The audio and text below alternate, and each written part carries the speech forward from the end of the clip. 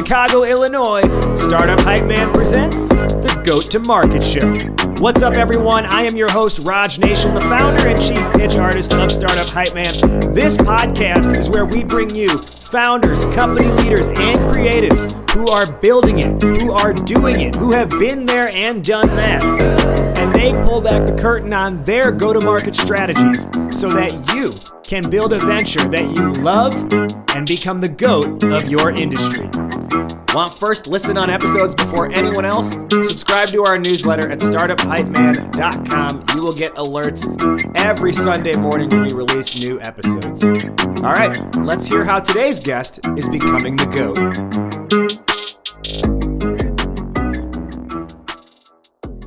Welcome back, everybody, to the Goat to Market Show. Today, we've got part two, the continuation of a conversation we started last week with Christopher Deutsch, the founder of Lofty Angels and the Lofty Syndicate. The conversation started with how to become an angel investor, and where we left things off was, well, if you are an angel investor, like, what does that really mean moving forward? And how do you make decisions? How do you get involved? And how do you decide where you're going to invest your money or not? And so today's conversation is going to pick up where we left off. As a reminder, before we go any further forward, because this content is around the topic of investing, everything we talk about today is purely for educational entertainment purposes and is not intended to be individual financial advice. Of course, contact a professional for you if you need that. This is educational and entertainment purposes. So, Chris, welcome back to the show. Glad to have you back. Yes, thanks, Raj. I'm excited to continue our awesome discussion on Angel. So, we talked the other week about, what does it take to become an angel? And you walk through your framework of how to make investments in the first 3 to 5 years. You covered off, allocate how much money you want to put out over that 3 to 5 years, and then how much that means per year, how many deals you want to go through in the process, right? A really, really powerful framework. Even like looking at, hey, what are you investing in? And then you talked about the anti-list as well. What did you not invest in and what happened there and why? To really think about then what's your strategy for the next 3 to 5 years. Where I want to take today's conversation is, what does it mean to really be an angel? Like, you've made these investments. So let's start with what's your stance on, and I, when we started that episode, I was like, I gave you all the credit in the world for being like the most actively involved investor I think I've ever seen. Like right now, you're wearing a T-Bot shirt, right? That's one of your portfolio companies. You even have had the title with T-Bot of refounder, so not co-founder, because you did not co-found the business, but you kind of helped reignite it, so you're the refounder. What's your stance, across the board on how involved an angel should be, and perhaps maybe talk through the lens of like why you've decided to be so involved? I'll answer the latter first, really by accident, because I love it so much. It's if you don't really love working with the founders, then you shouldn't work with them, because they got enough headaches anyway. And if you love it, you love the problem solving, you love the getting your hands dirty and getting into the trenches, and you're able to do that in a way that is helpful and productive for them, then by all means do as much as they can get of your time. But you really ought to love it and be able to add value. And so the question with that then is, if you do love it, how do you know if you're adding value? And the way you'll know that is very easy. They'll be pinging you for more help. They'll be texting you. They'll be emailing you. They'll be wanting to get together and have meetings. And if you offer more of your assistance and show that you're willing to roll up your sleeves and dig in even more, and they take you up on that, then things evolve. And T-Bot's a good example. I really started as an incredibly small investment. It was just a $10,000 investment because it was actually off thesis for me. They were a Y Combinator company that was summer 2015. My thesis then and now was Chicago startups, and they were outside of Chicago, but what's more fun than tea and robots? And so it just seemed like a fun Can you actually give a quick overview of what T-Bot is actually? Because I don't think a lot of listeners would know. Yeah, that's probably a good idea. T-Bot, it started as a consumer, think of it almost as a vending machine for blending different types of tea ingredients. And I mean vending machine because you'd walk up to this thing and pay $3 and be able to choose from 18 different ingredients and mix them together in different combinations and get your own custom blend of tea. The evolution of that has really turned into it's the same functional robot. It's just now free for employees. We put this as an amenity in big companies like Google, HubSpot, 1871, Accenture. The list continues. In those sorts of big office environments that have to have all the awesome perks and all the awesome things to bribe employees to work there and come into the office and all that kind of stuff, and also to retain them. So we call T-Bot today a recruiting, retention, and now magneting tool to get employees to the company in the office and come back into the office. But that all evolved really because I started to roll up my sleeves and get involved when right after I invested. Our first bot in the US was launched in the Google office here in the West Loop. And it was so much fun. I mean, I can't tell you, I was a brand new investor. I was standing next to the T-Bot all day, the first day that the Google office was open to their employees. And hearing all of their reactions was just the most fun I think I've ever had in a single day as an investor. Raymond and I, the founder, are standing next to it, and the Google employees are walking into this brand new. It's like if you've been to a Google office, it's like Disneyland for geeks, right? Yeah. It's just like every kind of bell and whistle and every cool thing. So they're walking around like googly-eyed, sort of pun intended. And then they get to the T-Bot and they freak out even more, if that's even possible. And I'm sitting next to it, writing down all these notes in my Evernote. My favorite quote from the day: "We're in this beautiful new building, and all anybody can talk about is T-Bot." So shortly after that, I more than doubled my investment. I spent about a half day every other week there, just talking to the Google employees to get more feedback. And the biggest reason for that was it was the first time that we took the credit card reader off the T-Bot. And so this was, I'm going a little bit deeper here because you asked a really good question. This was where the slippery slope came from of why I got so involved with this company and why I end up getting so involved with a handful of the companies that I work with. It's because there's something that's really fun, or something that I become curious about, or something that I've got some degree of expertise or knowledge. And those are all just really organic. So the T-Bot situation is a major one-off where that is the one situation where I'm refounder. I'm investor, I'm board member, and refounder, which is basically came up with the name just to indicate I'm a new co-founder. And I wasn't there at the very beginning as a founder, so we wanted a different name. That's a unique thing. I'm probably not going to do this again. This takes up about a third of my time. The other third of my time are with a bunch of other companies in the Lofty family that I invest more time in than just I would as a normal investor. And in all of those instances, I'm earning a little bit additional equity as an advisor to make an argument for why I should be going overweight in these other companies, and why I can justify that to not just the other portfolio companies. So they're not like, hey man, I need a lot more of your time. I could say I can only give so much if I'm an investor of my own personal direct time. Otherwise, we have to create like an advisor situation. And there's been a handful of those where they just have evolved into that because there's mutual interest. And I always want to make sure that there's strong mutual interest. And by the way, if you're a founder listening to this, if you ever work with somebody as an advisor, just 2 quick rules of thumb.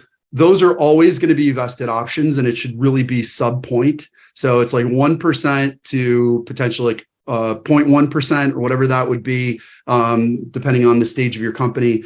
Don't offer up huge amounts of your company to advisors. There's stuff you can Google about this. Y Combinator, I know, has written about this, and I think TechCrunch has an old article that still applies. So be very careful with your equity. And if an investor is always asking for equity alongside their investments, that should be a huge flag. I think about 10% of the companies I've invested in. I also have some additional advisor relationship. And then everybody else in the portfolio, I help as much as I can, but it's much more ad hoc. It's not like, standing calls and, lots of standing meetings and such. It's more as the platform. So as you and I, Raj, were talking about Lofty Camp, that's something that we're doing next month that all of our founders are invited to. And our Lofty roundtables are things that all of our founders are invited to. And we've got a lot of stuff that everybody's involved with. And when they're raising capital, I try to make introductions for all of our founders and stuff. So anyway, it's sort of a long, windy answer, but the real, to come back to the conclusion of that, you really have to love this if you want to roll up your sleeves and get more involved with the founders. You can still be an angel and keep a relative arm's length relationship. That's fine too. I'm certainly not saying if you want to be an angel, you got to really get involved and you have to add value everywhere. That's not required in any way, even if you're investing directly on the cap table, and especially true if you're investing through intermediaries like syndicates or roll-up vehicles or other kind of SPVs. So I would just say anybody that really loves this, especially if you have a background in startups or something that's potentially beneficial for startups, like maybe you're a lawyer or what have you, you can add other perspectives. Just start to test the waters with the founders, and if they reciprocate and want more, then that's when you'll really know that you've got a good fit there. One piece of advice, though, the one law, one rule of angel investing is do no harm. So please don't send your founders on wild goose chases. Don't throw shiny balls at them and make them thinking about other things that they ought to be doing with their platforms. Be very, very careful with the advice and the amount of time that you take of theirs, because it's really, really valuable. And by no means give advice in areas that you don't have expertise on. If they ask a question, say, I don't know the answer to that, but I might know some people that do. I'm happy to make intros, or just back off. We don't want to. The worst thing we can do is actually hurt our founders with advice or actions that we do. So do no harm is the first rule of angel investing. With the amount of involvement that you've had with some of your startups, how do you balance, because inevitably from that, a stronger relationship is developed, right? But how do you balance that against the fact that technically they do still have to report to you, right? Because you are, an equity holder in their company. Also yes. So, I mean, technically they report to me because almost every startup I have does some cadence of company updates. In the early stages, those are typically about once a month. If you're in an accelerator, they send those once a week, which is just crazy overwhelming. I think that they're doing that more for themselves, just so the accelerator is keeping track of their progress. But typically you're getting once a month to once a quarter of updates. But I'm such a minority investor in really every deal that I'm doing that I don't really look at them in the same way that a venture capitalist might, where they own somewhere between 5 to 10% of the company and have a board seat and different kinds of governance and structure around those investments that I tend to not pursue or have. And as a result of that, I'm probably always going to have more of I got your back. We're more in this together than if it was the VC founder relationship. That it should never be adversarial. Absolutely should never be adversarial. But it's a very different animal. And also because I'm more risking my own capital. It's a little bit different when I come in with the syndicate, but still not the same as a venture capitalist who has fiduciary and is managing other people's money. There is a different level of stress for those managers and a different level of oversight that they really need to have. I'm doing this more. Of course, I don't want to lose any of the capital that I invest, but I'm anticipating that I'm going to lose capital, as venture capitalists do as well. And I'm looking at this. I don't want to say that not all VCs do this, but I'm not entirely sure that they all do. I have a 30 to 40 year view, long view on this, assuming that the founders that I'm backing are good people. And I was right about my 4 criteria. whether this company that I'm working with them on right now or not works out, I want to be the first person they talk to when they're looking for their next check. And really, I mean, that's not the reason I'm doing this. It's like, it's another reason why I guess I play more the good cop, or, you know, the nice parent versus, you know, the more hard ass parent. It's probably just also not quite my personality. Yeah, it gets challenging. Like I'll be honest, there's a situation I'm in right now with one of our founders that is less than 30 days of runway, and I'm trying to do a little bit of like shaking that person to like, you know, help them have a realization, not because I'm trying to be like a jerk or like a really like angry, tough investor. I'm doing it out of tough love because I don't want them to lose the opportunity in front of them. There's an enormous amount of potential in this company and in this founder. And so you just have to have some degree of EQ also, and wherewithal to know when you should inject those little bits of tough love and when you really got to pull that back. I'll give a really good example that's universal. When you got to pull that back, they came to you with an email saying, we're shutting the company down, right? Like when that happens, just trust me, that is the hardest email that this founder has ever sent, unless this is the second time they've shut down a company. And that might even make it even harder because it's their second time they've had to shut down a company. Your first reply to them, and it should be immediate when you get that email, is, I'm so sorry. This is a very hard situation. I've been there before. I have other founders that have been there before. What can I do to help? And just be there with open arms. There'll be a time for a postmortem later and help them think through. That time is not now. It is helping them through this incredibly challenging period. And when I say this, I mean it. There are mental health crises that occur with founders at a higher rate than most normal or average jobs. So we have to be very, very thoughtful and cognizant of that.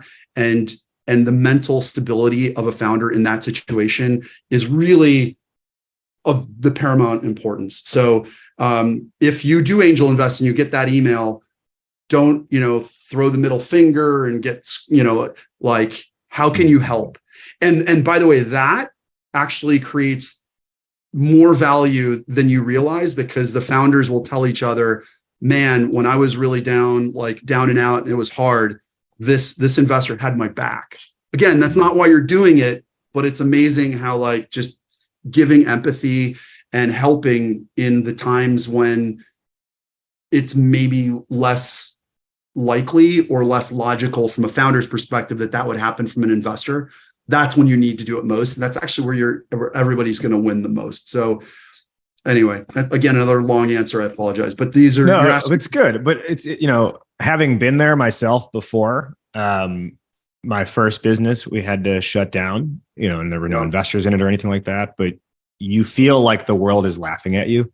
Yeah. And it's not the case. Right. You feel like the world is laughing at you, but I will tell you a confidant, you can maybe call him an advisor that I had, just the 2-minute conversation that I had with him where he kind of just helped me see it's not the end of the world.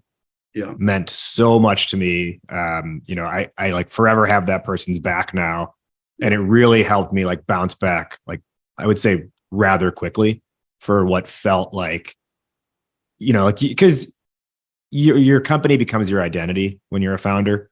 Yep. And so you lose your identity when you decide to shut down. And right. It's the ability to have people around you who can support you in that moment is so vital to being able to do the next thing, whatever it is, quicker and better.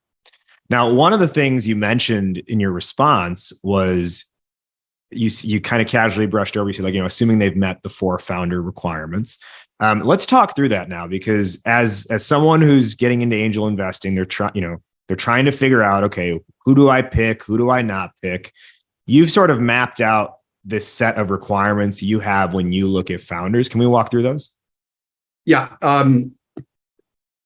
Quickly, the first is giver in the Adam Grant Give and Take book sense. So I want them to be a true giver, have to be brilliant, speaks for itself, gritty, scrappy, be able to do a lot with a little, And then the fourth is where it gets a little bit more into the weeds and a little bit more nuance. It's where I say the rubber hits the road. It's problem founder fit, which is not solution founder fit. It's not the founder falling in love with the solution, their hypothesis to what the answer is actually going to be the solution to that problem.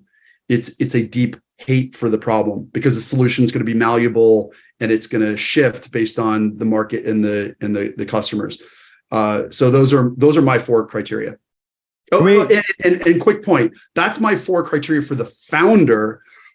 There are like, just because I'm investing at such an early stage, 90+% of the diligence I'm doing is on the founder / co-founders. So that's why so much of my emphasis is on the 4 criteria for the founders. There is like the basic stuff, which is like, is the market big enough? Is the timing right? And like, do I think that this is a real problem? Like, is this something that needs a solution? People are going to be willing to pay for it. But those, like, I'm just assuming those are more or less binary. If I can't get past that, it doesn't even matter about doing diligence on the founder. But most of the diligence that I'm doing is post like yes, like checking those boxes. It's then digging into the founder. As you go later stage, the emphasis becomes less on founder / team and more on product, revenue. Like, it becomes much more quantitative versus qualitative. The earlier you are in the investment, the more qualitative, the later, more quantitative. Let's unpack this a little bit more, though. So giver, not taker. And for those who have not read the Adam Grant book, maybe you can just do a quick debrief of what is that? I mean, it's kind of obvious, but I think there's a little bit more nuance to it. So can you share what that is? I'm going to use my favorite example, not to get political here, but I'm pretty. But you're going to. Yeah, I mean, it's not, I guess define political as you want. Think of there's a continuum of giver, taker, giver on one end, taker on the other, and then like in the middle is matchers. And givers, think of the example of like Mother Teresa, like just completely altruistically gives without the expectation of ever receiving. They are totally selfless. And I call that like a 10. So on the negative 10 of the spectrum, think of that as like a Trump. That is just like, I'm going to suck the life force out of you. I'm going to take everything you have for my own benefit because I can and I want to, and screw you. And then in the middle, like in the 0, like plus or minus, like in the 0-y area of that that spectrum is the matchers, and they're keeping a mental ledger. Like, oh, I did this favor for you, you did this favor for me. It's I sort of picture the Godfather, like, I'm going to do this favor for you, and someday I'll ask for the favor in return. It's like that's the classic matcher. So you think of like politicians and those kinds of people. So really the concept of givers, takers, and matchers is like, do the best you can to surround yourself with givers, avoid takers like the plague, and just you'll navigate the matchers because matchers just exist. And so for me, when I'm investing, I'm trying to create a community we have 159 founders in the Lofty family. And I would say the absolute vast majority of those I've been right about that really are givers, like an 8 to an 11 on the giver scale. I've been wrong about a couple, and you're never going to be 100% right, because takers are like, there's another movie I like to reference, The Talented Mr. Ripley. Like, they are trying to hide their motivations, and like, they're evil. I mean, there's no other way to say, like, takers are inherently evil. And so they're really good at like pulling the wool over, so don't feel bad when that happens. And I've had to excommunicate a couple, but the goal with having giver being the first criteria that I'm looking at, and those 4 are ranked. Like, giver is the most important. A is like, life is too short. I don't have to do this. And if I'm going to do this, I want to build a community of like just the best people that I can surround myself with, because it's not just good for me. It's going to be good for the other founders that they're interacting with. They're going to want to help each other. So that's more or less what giver is. The second one on your criteria was brilliant. Yeah. So how do you quantify that? How do you gauge brilliance? It's like what that senator said, like, it's like porn, when you see it, like when you like talk to somebody who's just brilliant, you go, your jaw drops, like clearly they have just a wealth of knowledge, intellect that is stunning. I'll give you an example. I was not kidding, on a Zoom with a 16 or 15-year-old might have been. And I cold solicited him before the end of the Zoom to be his first investor. He's like a sophomore in high school. And his response was, "Oh, that's great. I appreciate it, but I actually don't need the investment. I'm a fellow in Matsuyushi-san's fellowship, which searches for like 8 to 18-year-old savants. He's the founder of SoftBank." So when I heard this, I like made me even more FOMO. And we developed a great relationship. I've been a mentor to him for a long time. I actually wrote a letter of recommendation for his college searches, and he's going to Stanford in the fall. So I've known him for a couple of years now. So that's like a great example of like, it doesn't matter the age. Like there's just this like incredible brilliance that some people just have. It could also be focused in like an area, or it could just be like overall, they're just, and I look at it, a young guy like that, and I'm just like, wow, I wish I had, a tenth of the capacity he has. So. Now, in that note of like, you're like, you can just kind of tell the way they talk, right? What they talk about. I want to get your opinion on this because I'm guessing that doesn't mean that they just keep hitting you with like AI buzzword this, AI buzzword that. Let me keep telling you about all the things our product does. That's not what you mean when you say like that they speak with brilliance, right? Absolutely. I'm if you're listening, I'm shaking my head as no. Yeah, it's a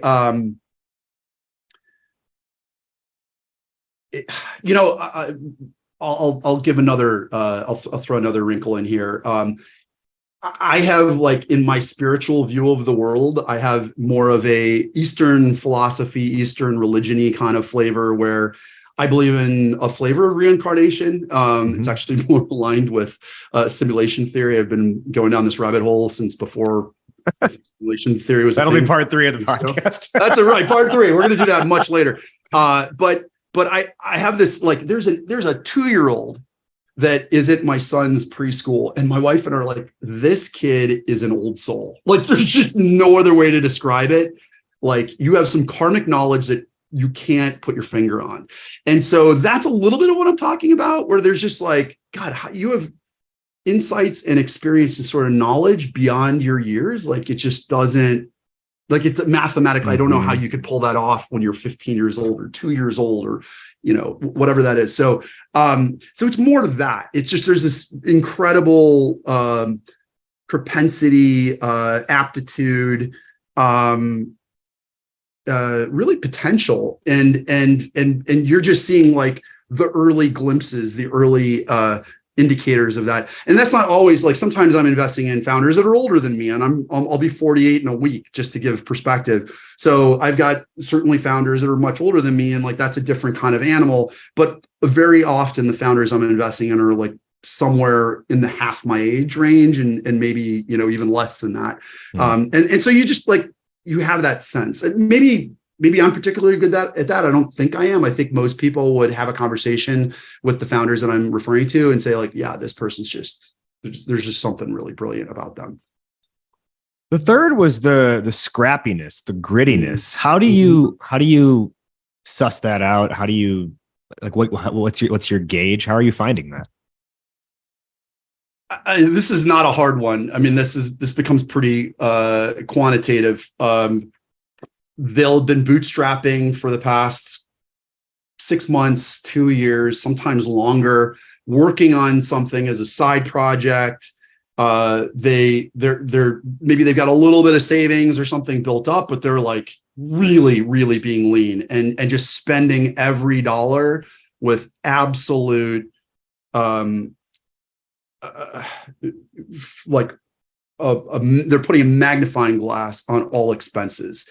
And very, very conscious of how they're spending their time too. It's not, I mean, they're all like the gritty, scrappy, that's all about your overall resources. And part of your resources are also your time. It's not just your capital.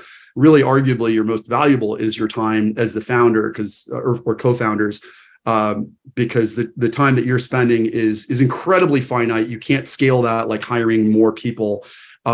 So just really being hyper focused and so good at delegating is maybe a little bit further, but prioritizing. And this is actually an area that I'm not great at. I think I've been forced to get better at this because I'm managing so many companies and so many founders, and like I think it's. Do you have like any team? Because I don't know how you're doing all this yourself.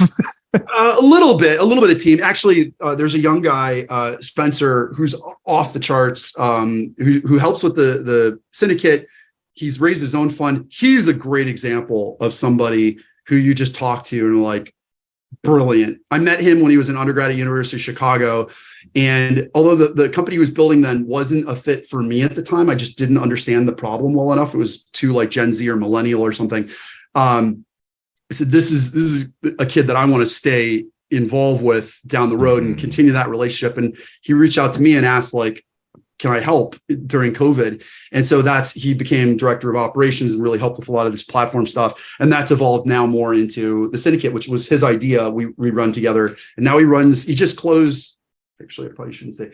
He has a crypto fund that he also operates. So that's a lot more of his time. But yeah, he helps a little bit. We've had some interns.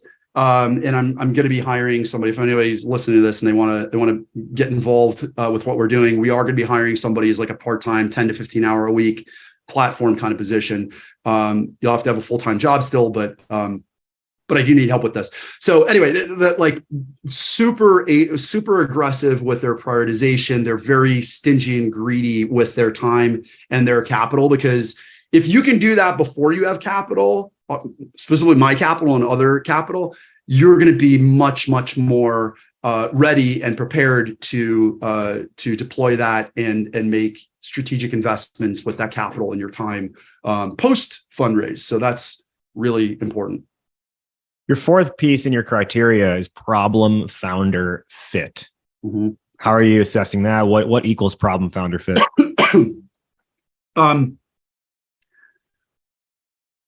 This can be a little bit complicated, but the most simple way is to say, I as a founder lived the problem. I'll give you a personal example. I created this thing called Akava, which, by the way, I'm going to be sunsetting because I invested in a company with two founders that are doing something very, very similar. It's not exactly the same thing, but very similar. And I don't have time to run with this beast anymore of Akava. It was a family. It's a home sharing platform for people who have extra space in their homes, but only want to share it with people they trust. So friends or friends of friends. And if somebody takes you up on that offer through the platform, you send this invite, et cetera, instead of them paying you like on Airbnb, which would be weird because you're friends, or like you have the friend halo because it's a friend of a friend, they make a donation to a nonprofit the host supports. And that's what Wikasa was, but I'm in the process of transitioning and pushing that into this other company called Komu, which does materially very similar stuff.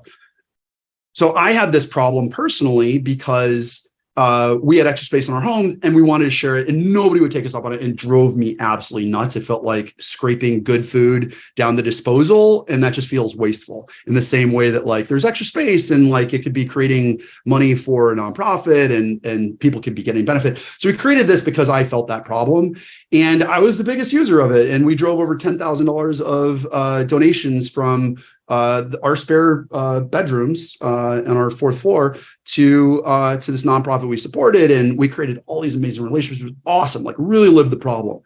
That is a great example because nothing that I was talking about was easy. Nothing that I was I put 6 figures of my own capital into that. I took no outside investment because I didn't know if there was a real product market fit opportunity here. I thought there was, but I didn't want to risk that until other people's money, until we had real clear definition of that. So I lived the problem. It was a problem that pissed me off. And no matter what I was going to go through, I want to see this problem through to the point where I'm actually sunsetting a company that I put 6 figures into because I want to inject my energy, my lens into another company that has these other founders that are going to champion that and take the time. I can't do that anymore, unfortunately. And like finding a founder to take it over is too hard. So with all that said, I lived the problem. The problem, it carries you through the dips, right? So a founder's journey has the highs and the lows. And when you go through the highs, like everything's up and to the right, it's awesome, like no problem. But when you hit those lows, it's so easy to pull the ejection handle if you're just in it for the money, or you Googled like billion-dollar problems to solve. And that's fine. You can do that. But by taking other people's money at that point, you're now putting their capital at risk. So this is actually something, a gut check that I would recommend to all founders. Am I starting am I starting a startup that I hate the problem because I've lived it? And it's like, I'm not going to really be able to rest well until I know this problem's dead.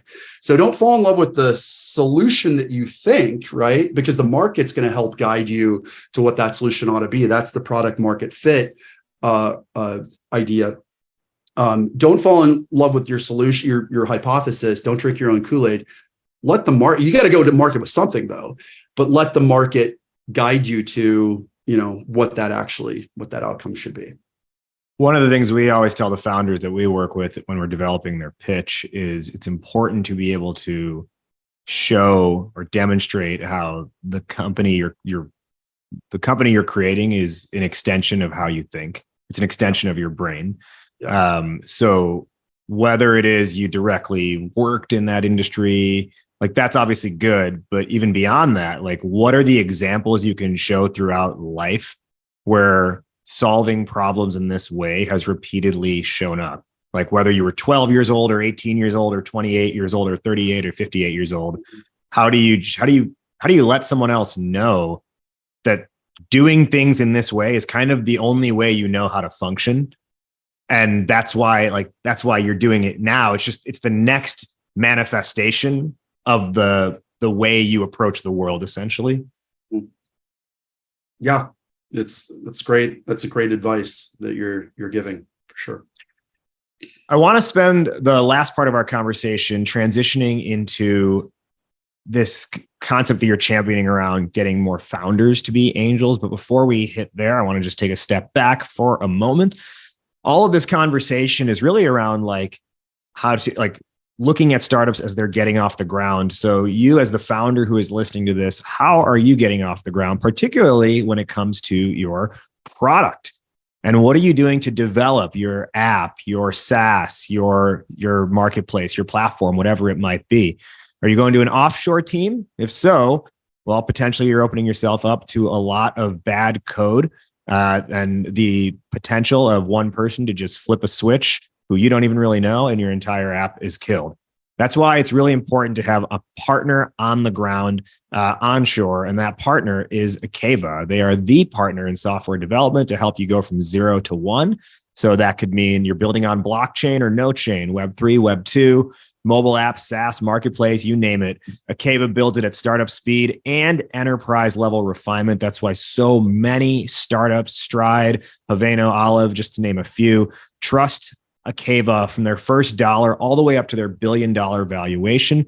And they're ready to help you become the GOAT to market. And they've got a really cool offer right now, and that is a You Call It code review. What is that? Well, Akava will review the most critical parts of your code so you can see exactly what your tech needs to launch or to scale up. And they'll do this completely free, and then you call it from there. You want to handle things on your own? You call it. Want to get Akava's dev help? You call it. Want to take it somewhere else? You call it. It's truly like an unbeatable offer. And I'm telling you, this You Call It code review has saved so many startups from peril, including one fintech startup that we know who found that they were about to launch, and they did previously use an offshore development team. And had they launched, they would have exposed every user's PII data to the public, and they wouldn't have known it, but that's how poorly the app was built. Akava's You Call It code review found that for them, so they understood what they needed to get fixed before launching.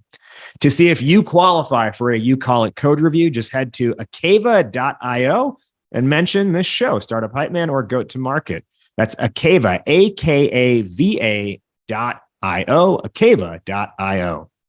Today on Startup Hype Man's Goat to Market show, we're having our part 2 conversation with Chris Deutsch from Lofty Angels on how to become an angel investor and really how an angel thinks. Chris, the last part of our conversation here, I want to focus on this cause you've been taking up over the last year or so, and that is helping founders become angels. Talk to me about why that's an important cause for you and what that really means for the ecosystem at large. Yes. I became an angel by accident when I was 23 years old in 1998. So almost over half my life ago, about 25 years ago. And by making that first investment, I at the time didn't realize it, but you flip a switch when you put your own capital, you got skin in the game on something now, and you become you change the way, or add another lens, if you will, but you change the way you think. And you can apply that to your own business, to pitch decks, to whatever. So there is a lot of value in becoming an angel before you have that big exit, before you get your $100 million payout or whatever as a founder that we all hope founders receive. There are three reasons that I'm very excited about helping founders learn angel earlier. I touched on one of them. If I'm listening to your pitch, Raj, and I go, wow, this is really interesting, cool, like I think you did a good job, that's fine. But it's a whole nother when I hold $1,000 in my hand and say, I believe in you so much that I'm willing to invest that in your company and risk losing it completely, because I think the upside is much higher than the risk to lose it. And by doing that, you flip this switch. So that's really valuable. You create this lens that you can now use as a founder. And that's like, it's also a little bit of Sun Tzu. If you're sitting down and doing a negotiation for term sheet with your potential investor, you're understanding more why they're asking the questions that they are, because you are thinking more like an investor. And in each and every investment you make, the more you start to understand how investors think, the more that becomes a lens and the more value you're going to create. So that's one. Number two is like diversification. I am an investor with 88 companies. In a handful of like a dozen or so of those have already gone out of business. That's fine. That happens, right? If your company goes out of business as a founder, all your eggs are in that basket. That is incredibly high risk. So it behooves you as a founder to actually figure out ways that you can spread some risk around. And if you're able to write 12 checks at $1,000 a piece over the next couple of years, that's not zero capital, but it's manageable potentially depending on what stage you're at and how much you're able to pay yourself. Even $1,000, you're going to say, well, what really, like if there's a big outcome, what's $1,000 really going to get you? Well, I'll give an example. My partner on T-Bot made a 4-figure investment. He was the first check into a company that he helped get into Y Combinator. And because he was that first check, it's such a low valuation. When they went public, that 4-figure check was worth 7 figures. So even at $1,000, it's not nothing. So that's my argument against people that would shoot down a low check size. And then the third is really my big evil plan. It's what I get out of this. There aren't, I think I said this on the last one. If I didn't, I like to say I want to be first check, but not last check when I come in on investments. And what that means is even at the top of my $10,000 to $100,000 range, a first round is almost never $100,000. It's much more likely somewhere between $250,000 to $500,000, even on the low end. So if I come in at even $100,000, I need to bring in other investors alongside me in order for that round to be closed. They can hit the milestones they need to get to the stage they need to in order to raise their additional capital at the next round, yada, yada, yada. So it is in my best interest to make a first check and then bring in all the other checks alongside it to close out that round and even for subsequent rounds. And when I'm doing that, I've realized there just aren't enough first check writing or first round writing angels in Chicago and really everywhere, right? There's no reason we can't have more. Supply and demand will definitely help founders, and it's also really good for investors for the reason that I argued. So when I noticed there aren't enough investors out there, I decided I need to create more, and so that's really what Lofty Angels is. I'm just open sourcing the 25 years of knowledge that I've developed around angel investing and doing.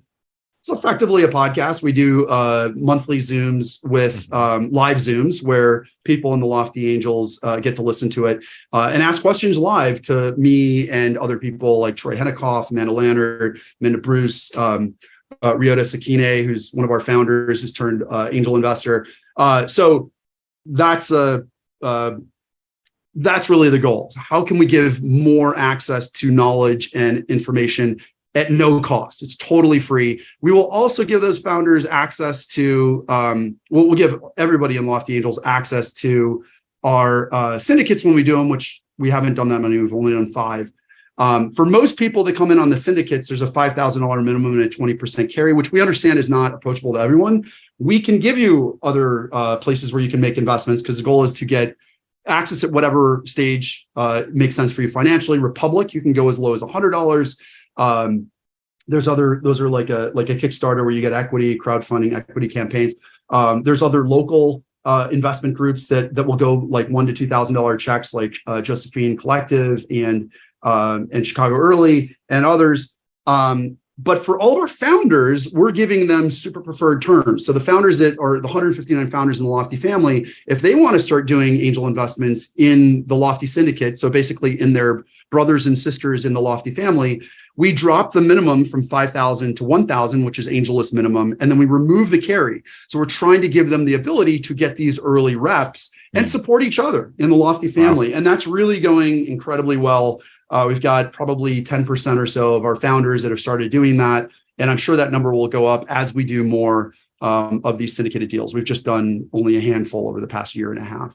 But whether they're learning with us in Lofty Angels, whether they're going and building communities across other founders that they know and other angels that they know, I highly encourage founders early in their careers to learn angel for those 3 reasons.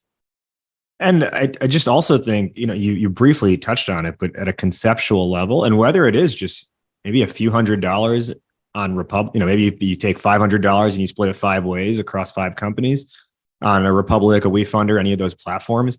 Conceptually, it'll help you understand how, quote unquote, the other side thinks, right? If you put some of your money on the line in any kind of scenario, you will see, what am I considering if I have to put my money down? And then that'll help you be more intelligent in how you build your own company, how you approach your own investor conversations. I just think, and that's really one of the reasons, you and I got together maybe a year ago, right? And we had a tea together with T-Bot. A big reason I wanted to finally just sit down and catch up with you was because one of my big things now with Startup Hype Man and being able to better serve our clients is to understand, how do different kinds of investors think, so we can be better, stewards to the founders who work with us. Yep. First of all, that's great. I'm glad that's your thought process and motivation behind this. People in general are problem-solving creatures. Founders are just really, really good at it, but you have to put yourself in the environment where the problem exists in order for you to want to solve the problem. And if the problem is, how do I maximize investment return capital? Your brain's going to start spinning on those wheels, but you have to put yourself in the environment to actually start thinking about that. So if you're putting capital down, you're going to be hyper focused on, how do I solve the problem of getting a return on this capital and not losing it? And that's why it's really important to just put some amount of capital. $100 will do it. Obviously, $1,000, I think you're going to be a little bit more incentivized. You're going to be a little bit more, but I don't care how much it is. And your comment, take $500 and spread it across 5 deals. Yes, for the first year. Don't let that be your portfolio. You want to get at least to 10 to 15. I use 12 in a 3-year period. So if you could do $500 a year on Republic and do that for 5 $100 investments, do that for a couple of years, you're already way ahead of the game. And look at that. That's $500 a year for 3 years. It's $1,500. Most of us could probably figure out how to get $1,500 out of us over a 3-year period. So I think it's invaluable. Certainly, I'm not encouraging our pre-seed founders to be doing this. Seed, maybe, but certainly once you're getting into the letters like the A, B, C, you're probably paying yourself a normal salary at that point. Maybe you've even had an opportunity to take a little bit off the table. When you get to that, this is really something you ought to seriously be considering, even if it's just $100 or $1,000 investments. Let's do our wrap up once again. Can you remind everybody, you did it in the last episode, but can you remind everybody where they can learn more, where they can get in touch? Yeah. Loftyventures.com is very easy. We got all our socials on there. My personal Twitter account is Chris_Deutsch, DEUTSCH. And if you are interested, and I'd mentioned we're going to be looking for a platform person, feel free to reach out on email, chris@loftyventures.com. Or if you have questions about angel investing, I am certainly happy to chat with you and really give as much information as I can. I do a lot of this with what I call the angel curious. Angel curious. Last week, I asked you who's one person you want to shout out. You said Amanda Lannert. Do you want to stick with her, or do you want to give another person a shout out? Well, I mean, I love Amanda, and she's incredible. And that one still holds. Don't worry, that one still holds. But I'll give another one, and I'm going to call. This is two because they're really twinsies. I mean, even the name of their firm, Math Ventures, is there. Most people don't know this. Math is actually Mark Ackler, Troy Hennicoff acronym. I consider myself to be in the Mark Ackler, Troy Hennicoff school of investing philosophy. I've learned so much from both those guys. They are incredible mentors for me and for literally hundreds, and I mean this, maybe at a minimum thousands of other founders out there over several decades, both professors, both give every ounce of blood, sweat, and tear they have to support the community. And it really, like, what's amazing to see, it's not for the money. It's because they really, really love helping entrepreneurs. So if you're ever really like in a bind and you're looking for some real help, I would try to find office hours for Mark and Troy, and they both host them. At least I know Troy still does. I'm not sure if Mark's a little bit closer to retirement.